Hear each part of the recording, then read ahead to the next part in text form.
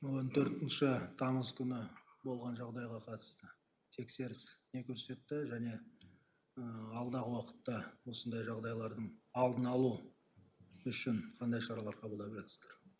Құрметті Олжас Абайұлы, еліміздің оңтүстік аймағында электр энергиясының тапшылығын ескере отырып, ең бірінші министрлік жаңа генерация объектілерін кезең-кезеңмен іске қосуды жалғастыруда.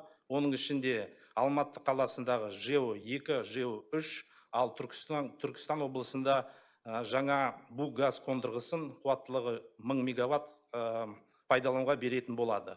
Сонымен қатар, оңтүстік аймағының сенімділігін, желілерінің сенімділігін арттыру үшін Шу Жамбыл Шымкент қуаттылығы 500 киловольт электр желісін құрылысы жалғасуда. Аяқтау мерзімі 2-тоқсан-27 жылы, қазіргі таңда орындалуы 50%-ға жуық. Бұдан басқа, сіздің тапсырмаңыз бойынша мемлекеттік комиссия құрылды. Осы мемлекеттік комиссия бірнеше күннен кейін өзінің қосымша ұйымдастырушылық шараларын сіздің назарыңызға көрсететін болады.